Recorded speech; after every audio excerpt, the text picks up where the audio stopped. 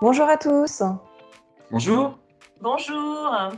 Bonjour Carole, on est ravis de te retrouver pour un deuxième rendez-vous avec toi où tu vas encore nous parler de vidéos parce qu'on a adoré le premier épisode qu'on a fait avec toi où tu as commencé un petit peu à nous transporter dans ton univers de l'image, mais là on n'est plus dans l'image statique avec la photo comme on a pu l'évoquer, mais l'image en mouvement, le film.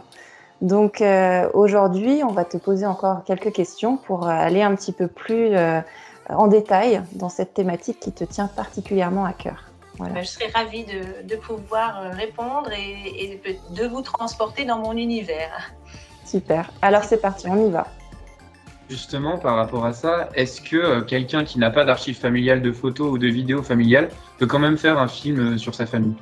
Oui, tout à fait. Parce qu'effectivement, même si moi, j'ai quand même la chance d'avoir pas mal de photos familiales et même des films, il n'y a vraiment pas, pour moi, besoin d'avoir une bibliothèque photographique importante pour réaliser sa vidéo. Parce qu'en fait, on s'en rend compte quand on visualise mes films, il y a vraiment moyen de visualiser tout ce qu'on peut raconter avec d'autres images en fait. Donc ce qui est intéressant effectivement, si on a une image de son ancêtre, une photo, mais une photo suffit en fait. Avec une photo d'un ancêtre, on est tout à fait en mesure de pouvoir raconter toute une histoire en vidéo. Donc il ne faut vraiment pas que ça fasse peur pour se lancer parce qu'il n'y a pas besoin. Voilà. Bon, tu nous rassures et je crois qu'effectivement, ce qui est encore plus rassurant, c'est que tu mettes à disposition ton expérience et ton expertise d'aujourd'hui parce que voilà, c'est quelque chose que tu as expérimenté d'abord à titre personnel et aujourd'hui, tu peux vraiment accompagner les familles qui le souhaitent à valoriser à leur tour leurs quelques vidéos ou leurs archives familiales plus larges, mais pour faire vraiment quelque chose d'abouti et qui sera super intéressant de partager. Et je pense notamment aux jeunes, aux plus jeunes qui doivent être très réceptifs à ce genre de support. Les films comme ça doit bien leur parler. C'est exactement ça, Sandrine, effectivement. On pourrait se poser la question de comment la vidéo valorise nos histoires. Eh bien, effectivement, la vidéo a un pouvoir intéressant d'attraction. C'est un format qui permet d'être captivé par l'histoire. Et effectivement, chez les plus jeunes, mais pas seulement, on pense toujours aux plus jeunes, mais il ne faut pas croire, j'étais assez étonnée, même chez les personnes un peu plus âgées, ça a le même effet en fait. L'intérêt de la vidéo, et c'est comme ça que moi je la vois en tout cas, permet de susciter un intérêt pour cette histoire. On a l'avantage de pouvoir créer des émotions qui sont très importantes. On se sent happé par cette histoire.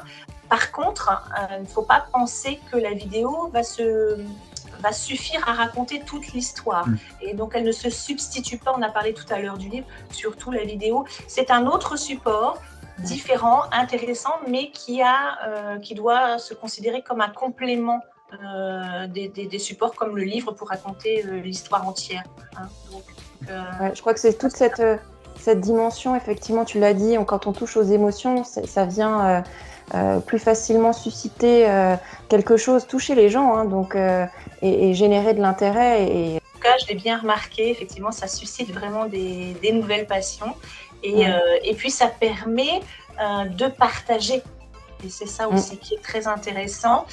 Quand on fait une projection en famille d'une petite histoire qui ne dure pas longtemps, entre 10 et 15 minutes, c'est 10 à 15 minutes de partage avec ses proches. Et ça, au-delà de l'émotion engendrée par la vidéo elle-même, on crée aussi un moment d'émotion familiale ensemble. Et donc, ça rassemble. Ça a aussi cet avantage. On peut aussi préserver, puisque là, c'est un film qui est fait, qui est clé en main, mais qu'on peut dupliquer pour son entourage. Et ça permet aussi de passer les années. Parce qu'il y a des supports vidéo, c'est un format qui évolue aussi assez rapidement. Voilà, ça a de multiples avantages, effectivement. Ça part du partage et ensuite de la transmission, puisqu'effectivement, par ce biais-là, on va laisser une trace visuelle. La préservation. Pour nos enfants, voilà, tout à fait. Nos enfants, nos descendants. En conclusion, Carole, la vidéo s'adapte à toute personne qui est intéressée pour valoriser son histoire familiale, qu'elle soit débutante ou non. Exactement, c'est ce que je pense et je suis absolument convaincue que bientôt on aura de plus en plus de vidéos familiales puisque contrairement à ce qu'on pourrait penser, c'est beaucoup plus simple qu'on imagine de faire une vidéo et en tout cas il faut vraiment, je pense, se décomplexer aussi de l'utilisation de cet outil. Aujourd'hui, de plus en plus de monde se lance. La conclusion est bien cela, c'est que c'est un outil qui va vraiment vous aider à valoriser votre histoire en complément de tous les autres supports. Merci beaucoup, Carole, c'était très éclairant. Super. Merci Sandrine, merci Loïc. À très bientôt. Ravi de te retrouver pour de prochains rendez-vous. Eh bien, ravi aussi. À très bientôt alors. À bientôt. Au revoir.